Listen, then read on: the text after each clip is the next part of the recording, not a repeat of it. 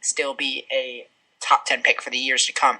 And they got a couple of second rounders. But the truth is, what they really did is they opened up financial stability. When you get rid of Boozer as well, it just opens up a lot of financial opportunities for this team. Free agents next year, expect a lot of moves for this Bulls team. Yeah, got to shift over to my team, the LA Lakers, another team that might be in rebuilding mode. Although their general manager, Mitch Kupchak, these are the quotes he had to say. There are certain teams with young players and assets with a goal to still win games, but they may remove themselves and say, realistically, we're probably going to be a sub-500 team. That's different from tanking. Tanking is intentionally instructing the coach to lose, and that's not acceptable. Rebuilding is another matter. That's what he has to say about the Lakers, who are right now sitting at 14-23. They've lost their last 4 games, and they're 1-9 in their last 10 games. A lot of people believe, such as myself, that the Lakers are tanking all of their games, but others believe that they aren't actually trying, but just losing. That's how terrible they are. Another thing out there was Pau Gasol getting involved in trade rumors, obviously with Andrew Bynum, who ended up going to the Cavaliers and then getting dropped. But Pau was actually, a funny story was that he was at the Lion King at the Pantages Theater in LA, and a false radio station had reported that he had actually gotten traded. So everybody at the show was saying goodbye to Pau and saying their farewells to him, and he actually had thought he'd gotten traded. Then after the show, after he thought he was not a Laker no more, he got the call, and they had informed him that it was a false report, that he was still with the Lakers. But that just has to be very frustrating for a player who has been carrying the load for this team other than Nick Young.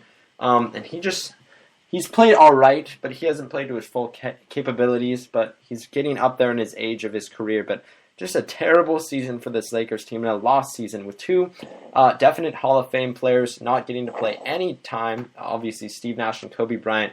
This has just been a lost year for the Lakers. One of the most bleak moments, I think, in our franchise's history right now. Obviously, the disappointment last year with Dwight Howard, but I think there's good things to come. From being very low in our league and having a very bad season can only lead to good things, because it can only get better from here for the Lakers. I expect them to keep on playing at the level that they have been playing. I don't recommend Kobe Bryant to play the rest of this year. Save up for next year. Get a very good young player to come on and spark this team. Maybe sign some good players in the free agency. But this Lakers team, 14-23, they're going nowhere, so they should not try to win games. Yeah, I agree with you. Look, this Lakers team is good, but they were good to start the year, but then they dropped off. Starting with, oddly, when Kobe returned, even after he was injured, they started to struggle. But this team, I don't know what to think about them. I think that they have potential to be a good team, but the players on their team just aren't good enough right now. They have some players that are talented, but overall, this team is going nowhere. In the future, I think that they could be a good team depending on who they can draft. And I agree with you. For right now, the only thing they can really do is sit back, relax, and look forward to next season. Yeah, just got an update on the Chargers and Colts. I thought Colts because of Peyton Manning. Sorry about that. Chargers in Denver game 14-0 right now at half. I just got a text from my grandma saying, if the Chargers don't hit the roids during halftime, we be done. Thank you, Grandma, for that text. Very signature of, she's a very big Chargers fan, and she really doesn't think it looks good right now. So that is that game. Now we're going to head back into the NBA and talk about the new draft status. Obviously, Andrew Wiggins has not been as good as Jabari Parker. Noah, can you give me maybe the top 10 players that could be drafted, the reshifted draft evaluations? Well, okay. So when we look at this draft, I think a lot of the players have disappointed. Luckily for Andrew Wiggins, he is still, in my opinion, a top 10 pick. There's no way around that. He's got a lot of talent. Here's the thing. I didn't expect him to be amazing and crazy good this year. I expected Jabari to be better by a lifetime because Jabari has a more refined game. Andrew Wiggins, I think, has a lot more potential on the other hand. So right now, I'd say the number one player is Jabari, saying he does go to the draft. Joel Embiid of Kansas has leaped over Andrew Wiggins. I think he's the number 2 pick right now. Wiggins, for me, 3rd pick. Marcus Smart is crawling up, but right now I have him at 6. Julius Randle at 4. Dante Exum at 5. At 7, it starts to get tricky. There are a lot of talented players, such as Gary Harris, Rodney Hood, Jeremy Grant, Zach LaVine, Noah Vonleh. But there I have Noah Vonleh followed by Aaron Gordon at 8. At number 9, I would probably have to go. Ooh, that's a tough one, but I'd probably have to go with. I'm blanking on his name. Probably Rodney Hood there, and number 10, James Young.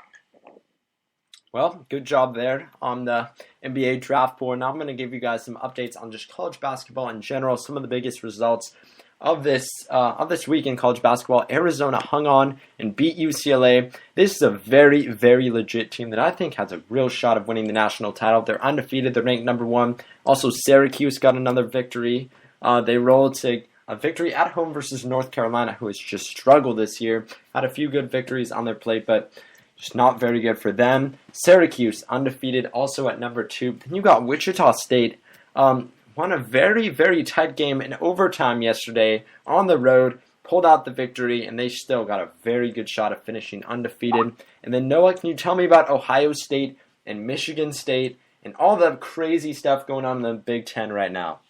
Well, Ohio State has not had the best week in basketball. They had a crazy comeback, down by 18. They rallied and were on the verge of defeating Michigan State in overtime, but were unable to do it. And, well, they didn't bounce back well either. Coming off this game, they're going to have a tough schedule, and they're going up against number 20 Iowa. And a late rally by Iowa sends Ohio State to their second loss in a week. Their first 2 losses of the season. Tough way to end this week. It's going to get easier. They get Minnesota and Nebraska, but they get number 23 Illinois in 11 days, and then the first day of February, they get Wisconsin, the number 4 team, and the number 20 team, Iowa, again. And then we're going to have to wait to the last game of the season for Ohio State at home against Michigan State. But just a tough week for Ohio State basketball. A tough way to end the football season and to start the Big Ten season for Ohio State. Sorry about those Buckeyes and their troubles, but they're a great program. They'll revive themselves in football, and I think their basketball team is going to bounce back pretty well. With that said, Michigan State gets the big victory at home versus Ohio State. Do you think they're now setting the tone as the Big Ten favorites? Well, I think they are the Big Ten favorites, but currently Wisconsin still sits undefeated. Wisconsin is an interesting team. I think they have a lot of potential, but at the same time they have struggled at certain points. I think Ohio State is still a better team. So I do think Michigan State is the favorite. And let me just pull up when Wisconsin will be playing Michigan State, because that's definitely a game to watch. Wisconsin, they have a pretty easy schedule. They will be taking on Michigan State on February 9th, and Ohio State, of course, on February 1st. Illinois on February 4th. So 3 games in a row against ranked teams. That'll be the time to really prove themselves as an elite team. They already did get wins over Iowa and Illinois earlier on this year, but for right now, Michigan State is the favorite. Yep, with that said, now I'm going to give you Joe Lunari's most recently posted bracketology predictions for that March Madness tournament. Obviously, no surprises with the first seed. You have Arizona at the number 1 overall seed. They'll be playing in Anaheim if all goes well with them. Syracuse, another number 1 seed. They'll be playing in New York, which would help them out as well. In the Indianapolis Midwest Division, you'd have Wisconsin as the number 1 overall seed. In the South, in Memphis, you'd have Michigan State at number 1. The number 2 seeds, Wichita State, would be a number 2 seed in the South. Iowa State would be a number 2 seed in the Midwest. Ohio State would be the number 2 seed in the East. And then Villanova would round out the number 2 seeds in the West. And then for your number 3 seeds, the number 3 seed in the West would be Duke and Jabari Parker. Another number 3 seed would be Colorado, who's had a great season. They'd be playing in the East. Another team would be Florida. They'd be playing in the Midwest. And then you have Oklahoma State playing in the South and Memphis. So those are your top 3 predicted seeds.